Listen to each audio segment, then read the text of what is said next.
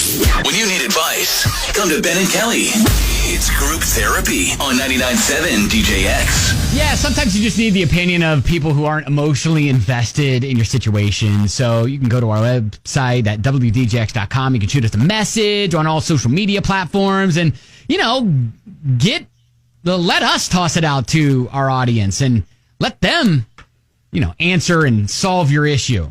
Well, yeah, we got a lot of smart people that listen and can maybe offer some perspective maybe you hadn't considered. Right. So Blair writes in, and Blair is not her real name. She's in quotes. Yeah, she says, so I've been discreetly dating my boss, we'll call him Jim, at my job for about a year. I think we've done a good job of keeping everything quiet and keeping boundaries up at work. So what I'm about to say shouldn't be that difficult. My problem is he's started talking long-term and kids and all that stuff while I realized about 2 weeks ago that I wanted to break up with him. Oh, not on the same page. Oh, no. Oh, wow. I mean, that's a tough conversation to have and when you're not working with one another. Exactly, but right. When you're going to have to continue to have the work relationship. She says, yes, I know I've complicated things by dating my boss. But it just happened. And here we are. What I'm really trying to ask is, do you or your listeners have any suggestions on how I can break up with him and keep my job? And here's where it gets interesting. Uh-oh. She says, as if this wasn't complicated enough, I was out at happy hour with a guy I met. And one of our coworkers walked in and spotted me. Uh-oh. Now, she doesn't know I'm dating Jim, but I know she'll say something in the office. Like, oh, hey, Blair, how's your new man? Oh, I saw Blair out at happy hour. He was hot. Did you go home with him? Yeah, exactly. So she says, so my second question is, do I say something to this coworker before she brings something up in front of the rest of the office? I've really gotten myself into a situation. Thank you. Oh, this is twofold. Blair, okay. I think you just quit. This is too much for me. You know what? Just never come back. This is too much. It's too much for me. Actually, no. I said I have two parts to that. Quit and move to a different city. Okay? Yes. That might be the only answer here when it comes to us. You can catch the Ben and Kelly show on the podcast. You can catch it on the stream. It's fine. You won't be Take without. us with you. It's exactly. fine. Wherever you go. So Dawn said, be honest, be kind and respectful, and matter of fact, break up, let the dust settle, see how your job situation is. Don't go out with a coworker again. For the love, stop dating where you work. Okay, hang on. Are we forgetting that he is her boss? Yeah. Well, now again. Legally, he can't fire her. No, nor can he take any sort of retaliation, but she's going to have to really be on her game, because if she makes any missteps, he probably won't hesitate to write her up or whatever. Okay, so here's my thought, and then this is maybe a question for someone, a professional who works in HR, because I don't know, but here's just a thought. Does Blair go to HR now? Because she has been discreet, no one kind of knows what's been happening the past year. Does she go to HR now and give them kind of a heads up, like, hey, just so you know, Jim and I have been seeing each other. We're going to end things. And so just want to give you a heads up. Well, I mean, is that, I don't know. I feel like you need to figure out what the policy is at the company, because if she goes and says something, if they have a strict policy against that, no dating, she could get him fired. Man. Because he is definitely in I think, more vulnerable, position here with the company if they have strict policies against that. Okay. Uh-oh. All right. So, anyways, I would love to hear from someone in HR.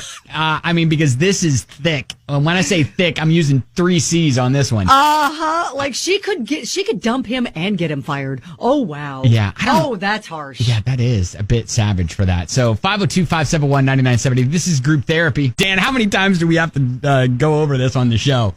But it's happened quite a bit. And you know what? And I think about it and I'm like, man, I dated my now wife when we worked at the same place, a deli, when I was in college.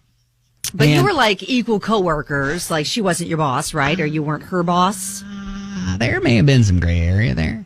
Oh, really? Yeah, I think I was a manager. Management? I was a manager at one point, but like, manager when you're at a deli, is that really manager? All the deli managers are like, yes, it is. I mean, I was. So, I mean, oh, wow. but I Throw was things thinking, at the radio. No, I'm just like, care of Ben Davis. I know, but I was early 20s and a manager at a restaurant. I wasn't the owner or the general manager or anything like that. But anyways, my whole point is, like, so when you start, sometimes, because Blair said it just happened and she wound up in a relationship with her boss.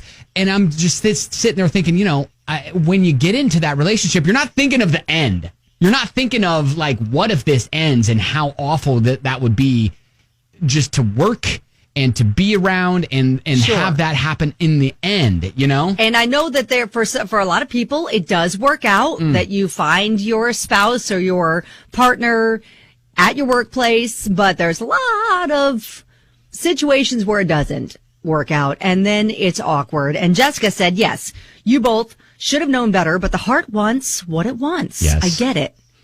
Technically, he's in a position of power above you, and the harassment and discrimination laws prohibit him from firing you because you break up with him. However, every company has its own policies. So you may have cut your own throat. I don't know. If he fires you due to your breakup with no other provable workplace offenses, then you can possibly sue the pants off of him. But yes, agree with the statement. Don't choose your honey where you make your money. Flirt and be done if the attention is nice. Good luck. It is tough, though, because sometimes you work around hot people, and it's like, how can you not? Really?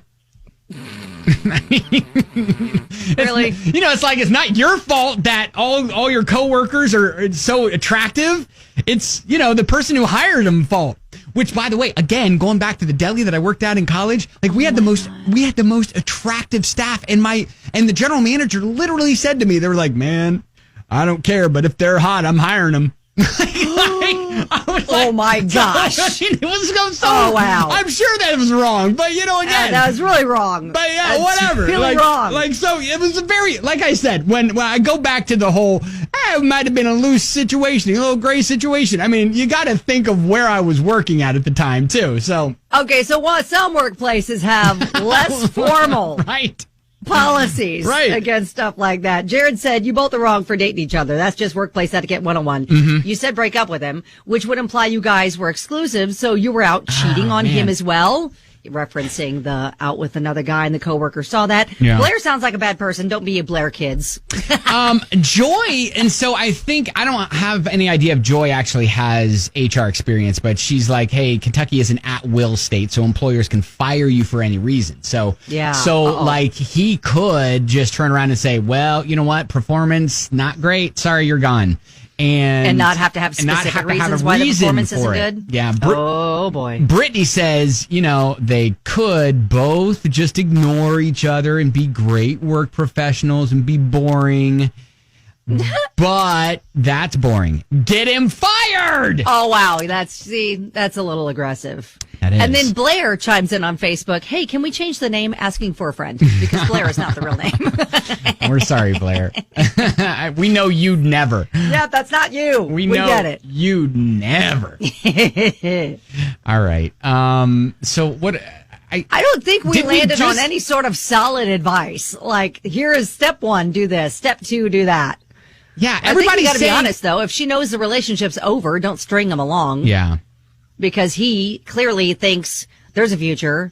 There's not. So you need to, end this now so that he doesn't continue to be strung along. So that just makes it way worse. All right. So this is what I'm going to say.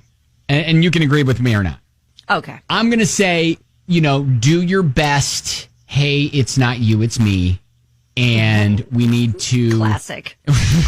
We need to take a break. And at the same time, get your resume polished up because there could be an axe coming. Maybe it's not this week. Maybe it's not next week, but it's coming. I mean, we're already not giving this guy any credit for being a mature adult who could handle being broken up with without retaliating. We're giving him zero credit. Right, exactly. I don't know. He could totally be like, I get it. All right. And be a professional and move on and nothing's going to happen. But many, many people in the comments are posting links to, here's a place to get jobs. Check your resume. Right. I'm literally going to be at a job fair tomorrow. So, I mean, there you go. There could be opportunities for you if that happens. But jobs are aplenty. All right. Now. So, Blair, good luck. Let us know what happens. Oh, yeah, I'm real curious. I'm kind of invested now. I mean, first, I think we all agreed, too. We say nothing to the coworker that saw you out with another guy. That's a side situation. You just let that go.